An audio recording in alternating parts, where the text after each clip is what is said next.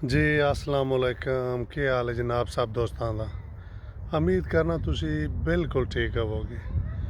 Sweden में जनाब truck का काम कैसा है, कितनी सैलरी है, ਜਿਹੜੀ ਗੱਲ ਵੀਡੀਓ ਦੇ ਆਖਰ ਤੇ ਦੱਸਦੇ ਨੇ ਨਾ ਅਕਸਰ ਬੰਦੇ, ਮੈਂ ਤੁਹਾਨੂੰ ਪਹਿਲਾਂ ਦੱਸ ਸਕਣਾ।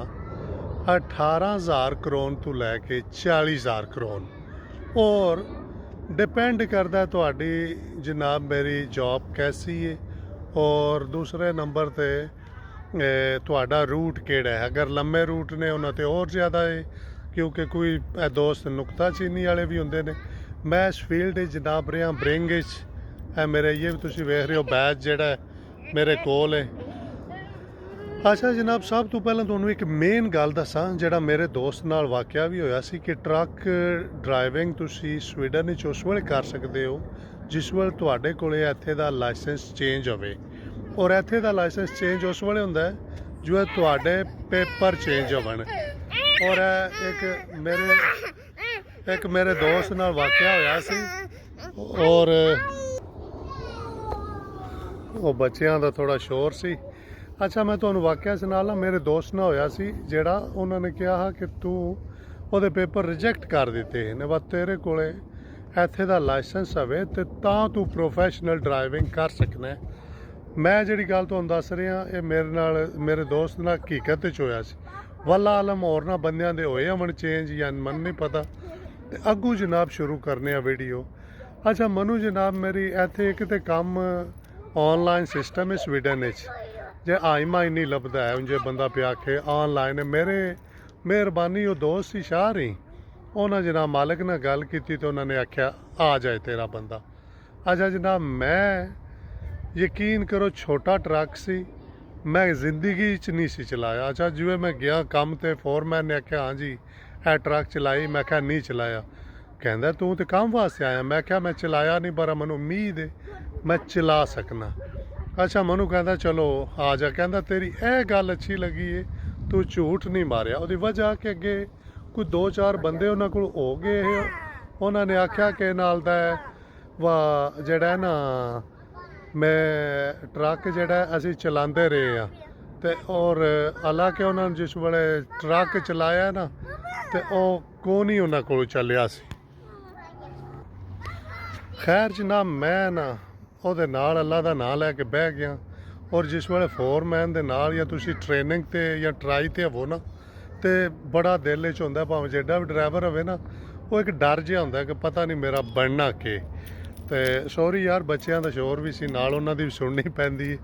ਤੇ ਅੱਛਾ ਮੈਨੂੰ ਜਨਾਬ ਕਹਿੰਦਾ ਵੱਡੇ ਰੋਡ ਤੇ ਚਾੜ ਲੈ। ਮੈਂ ਚਾੜ ਲਿਆ ਔਰ ਅਲਹਮਦੁਲਿਲਾ ਮੈਂ ਜਿੱਥੋਂ ਤਾਈਂ ਉਹਨੇ ਮੈਨੂੰ ਕਿਹਾ ਨਾ ਫਿਰ ਅੱਗੇ ਸਾਡਾ ਗੋਦਾਮ ਆ ਮੇਰਾ ਕੰਮ ਕਿ ਆਹ ਜਿਹੜੇ ਮੈਡੀਕਲ ਸਟੋਰ ਤੇ ਨਾ ਦਵਾਈਆਂ ਜਾਂਦੀਆਂ ਸੀ ਸਟਾਕ ਹੋਮ ਦੇ ਸਾਰੇ ਮੈਡੀਕਲ ਸਟੋਰ ਤੇ ਉੱਥੇ ਸਾਡੀਆਂ ਦਵਾਈਆਂ ਜਾਂਦੀਆਂ ਸੀ ਤੇ ਮੈਂ ਜਨਾਬ ਮੇਰੇ ਉਹ ਦਵਾਈਆਂ ਨਾ ਸਪਲਾਈ ਕਰਨੀ। ਅੱਛਾ ਜੂੰ ਜਨਾਬ ਵੱਡੇ ਰੋਡ ਤੇ ਚੜ੍ਹਿਆ ਫਿਰ ਕਹਿੰਦਾ ਤੂੰ ਬਾਹਰ ਕੱਢ। ਮੈਂ ਕਿਹਾ GPS ਲਾ ਲਾਂ। ਕਹਿੰਦਾ ਨਹੀਂ ਮੈਂ ਹੀ ਤੈਨੂੰ ਦੱਸਣਾ ਤੂੰ ਚਲਾਈ ਜਾ। ਉਹ ਅਸਲ ਵੇਖਣਾ ਚਾਹੁੰਦਾ ਹਾਂ ਕਿ ਇਹ GPS ਤੋਂ ਬਗੈਰ ਇਹ ਸਪੀਡ 'ਚ ਕਿਤਨਾ ਰਹਿੰਦਾ ਗੱਡੀ ਵੱਲੋਂ ਵੇਖ ਕੇ ਉਹਦੇ ਸਾਹਮਣੇ ਸਪੀਡ ਹੈ ਉਹਨੂੰ ਫਾਲੋ ਕਰਦਾ ਜਾਂ ਉਂਝੇ ਹੀ ਜਾਂਦਾ। ਤੇ ਉਹ ਬਾਹਰ ਮੈਨੂੰ ਪਤਾ ਸੀ ਅਲਹਮਦੁਲਿਲਾ ਡਰਾਈਵਿੰਗ ਕਰਦੇ ਅਰਸਾ ਹੋ ਗਿਆ। ਤੇ ਮੈਂ ਇਹ ਗੱਲ ਜਨਾਬ ਜਿੱਥੋਂ ਤਾਈਂ ਮੈਨੂੰ ਉਹਨੇ ਆਖਿਆ ਨਾ ਐਨ ਜਨਾਬ ਜਿਸ ਵੇਲੇ ਪਹੁੰਚ ਗਿਆ ਗੋਦਾਮ ਤੇ ਉਹਨੇ ਆਖਿਆ ਗੱਡੀ ਬੈਕ ਲਾ। ਮੈਂ ਜੋ ਬੈਕ ਲਾਈ ਹੈ ਪਰਫੈਕਟ ਜਨਾਬ ਲੱਗ ਗਈ। ਉਹਨੇ ਆਖਿਆ ਭਾਈ ਜੀ ਇਹ ਚਾਬੀਆਂ ਨਹੀਂ ਤੇ ਆ ਕੇ ਪਿਛਲੇ ਟਾਈਮ ਨਾ ਕੱਪੜੇ ਲੈ ਜੀ। ਮੈਂ ਜਨਾਬ ਮੇਰੀ ਸ਼ੁਕਰ ਅਲਹਮਦੁਲਿਲਾ ਕੀਤਾ ਔਰ ਬਾਅਦ ਵਿੱਚ ਮੈਂ ਤੁਹਾਨੂੰ ਦੱਸਾਂ ਕਸਮ ਖੁਦਾ ਦੀ ਇਤਨੀ ਮੌਜ ਦੀ ਡਿਊਟੀ ਸੀ ਮੇਰੀ ਕੋਈ ਬੰਦਾ ਮੇਰੇ ਨਾਲ ਨਹੀਂ ਕੋਈ ਜਨਾਬ ਐਪ ਫੋਨ ਉਹਨਾਂ ਦਿੱਤੇ ਆ ਮੈਨੂੰ ਉਹਦੇ ਤੇ ਜਨਾਬ ਮੇਰੀਆਂ ਸਾਰੀਆਂ ਜਿਹੜੀਆਂ ਵੀ ਨਾ ਆਰਡਰ ਨੇ ਨਾ ਸਟਾਕ ਹੋਮ ਦੇ ਸਾਰੇ ਜਨਾਬ ਉਹਦੇ ਤੇ ਹੋਣੇ। ਔਰ ਮੈਂ ਜਨਾਬ ਮੇਰੇ ਉਹ ਆਰਡਰ ਲੈ ਕੇ ਜਾਣੇ। 9 ਵਜੇ ਮੇਰਾ ਕੰਮ ਸਟਾਰਟ ਹੁੰਦਾ ਹਾਂ 8:30 ਪੌਣੇ 9 ਮੈਂ ਉੱਥੇ ਹੋਣਾ। ਦਵਾਈਆਂ ਲੱਦਣੀਆਂ ਨੇ ਰੇਹੜੀਆਂ ਦੇ ਉੱਤੇ ਉਹ ਜਨਾਬ ਮੇਰੀ ਲੱਦਣੀਆਂ ਨੇ ਮੈਡੀਕਲ ਸਟੋਰ ਤੋਂ ਖਾਲੀ ਰੇਹੜੀਆਂ ਵਾਪਸ ਲੈਣੀਆਂ ਨੇ। 9 ਤੋਂ ਲੈ ਕੇ 2:30-3 ਵਜੇ ਮੈਂ ਘਰ ਹੁੰਦਾ ਔਰ ਮੈਂ ਉੱਥੋਂ ਰਹਿੰਦਾ ਕਿਤੇ 5 ਮਿੰਟ ਮੇਰੇ ਡਰਾਈਵ ਆਹੀ ਘਰ ਤੱਕ। ਇਤਨਾ ਮੌਜ ਦਾ ਕੰਮ ਮੈਂ 6 ਮਹੀਨੇ ਜਨਾਬ ਕੀਤਾ ਔਰ ਉਹਨਾਂ ਦੇ ਮੈਂ ਪੂਰਾ ਉਤਰਿਆ ਅਲਹਮਦੁਲਿਲਾ। ਆਪਣੀ ਅੱਛੀ ਜਗ੍ਹਾ ਬਣਾਈ ਹੈ ਔਰ ਉਸ ਤੋਂ ਬਾਅਦ ਜਨਾਬ ਮੇਰੀ ਮੈਂ ਜਿਸ ਵੇਲੇ ਮੈਂ ਕਿਹਾ ਕਿ ਮੈਂ ਹੁਣ ਨਾ ਕੇ ਨਾਲ ਦਾ ਵਾਪਸ ਅੱਗੋਂ ਚੇਂਜ ਕਰਨਾ ਕੰਮ, ਤੇ ਉਹਨਾਂ ਨੇ ਆਖਿਆ 1 ਮਹੀਨਾ ਪਹਿਲਾਂ ਦੱਸਣੇ। ਤੇ 1 ਮਹੀਨਾ ਜਨਾਬ ਮੇਰੇ ਉਹਨਾਂ ਨੂੰ ਪਹਿਲਾਂ ਦੱਸਿਆ। ਜ਼ਿਆਦਾਤਰ ਰਿਕੁਆਇਰਮੈਂਟ ਇਹ ਹੀ ਹੁੰਦੀ 1 ਮਹੀਨੇ ਦੀ ਨਾ, ਤੁਸੀਂ ਪਹਿਲਾਂ ਦੱਸਣਾ।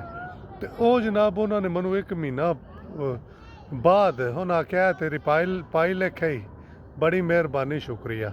ਗੱਲ ਕਰਨ ਦਾ ਮਕਸਦ ਹੈ ਕਿ ਤੁਸੀਂ ਜਿੱਥੇ ਵੀ ਜਾਂਦੇ ਹੋ ਨਾ, ਅਗਰ ਤੁਹਾਨੂੰ ਪਤਾ ਹੈ ਚਲਾਓ ਗੱਡੀ, ਅਗਰ ਨਹੀਂ ਚਲਾਈ ਤਾਂ ਤੁਸੀਂ ਕਦੇ ਵੀ ਇਹ ਨਾ ਆਖੋ ਕਿ ਮੇਰੇ ਯਾਰ ਸੂਰਜ ਵੀ ਇੱਧਰੋਂ ਨਾ ਬਿਲਕੁਲ ਗਰੂਬ ਹੋਣ ਤੇ ਮੇਰੀ ਉਹਨਾਂ ਨੂੰ ਸਭ ਤੋਂ ਅਦਾ ਆਈ ਪਸੰਦ ਆਈ ਜਿਹੜਾ ਮੈਂ ਆਮਦਿਆਂ ਸਾਥ ਨਾ ਉਹਨਾਂ ਨਾਲ ਸੱਚ ਬੋਲਿਆ।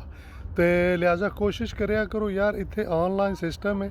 ਮੈਂ ਜਿਹੜੀਆਂ ਗੱਲਾਂ ਕਰ ਰਿਹਾ 4 ਸਾਲ ਪਹਿਲਾਂ ਦੀਆਂ ਨੇ, ਔਰ ਇਹ ਵੇਖੋ ਆਈਏ ਵੀ ਅਲਹਮਦੁਲਿਲਾ ਉਹਨਾਂ ਦਾ ਬੈਜ ਹੈ ਕੋਲੇ।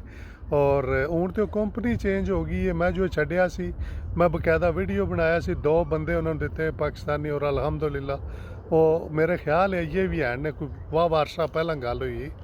ਤੇ ਇੱਥੇ ਜਨਾਬ ਮੇਰੀ ਟਰੱਕ ਦੇ ਮੁਖਤਲਿਫ ਰੂਟ ਨੇ, ਬਾਹਰ ਵੀ ਜਾਂਦੇ ਨੇ ਸਟਾਕਹੋਮ ਤੋਂ। ਮੇਰੇ ਸੁਖਲੈਨ ਭਾਈ ਦੋਸਤ ਨੇ, ਉਹ ਉਧਰ ਜਾਂਦੇ ਨੇ ਜਨਾਬ, ਡਨਮਾਰਕ, ਨਾਰਵੇ, ਅੱਗੇ ਪਿੱਛੇ, ਔਰ ਉਹਨਾਂ ਨੇ ਵੀ ਬੜੀ ਮਿਹਨਤ ਕੀਤੀ ਹੈ, ਔਰ ਉਹਨਾਂ ਨੂੰ ਯਕੀਨ ਕਰੋ ਕਾਮਯਾਬ ਵੀ ਹੋਏ ਨੇ ਇੱਥੇ ਆ ਕੇ।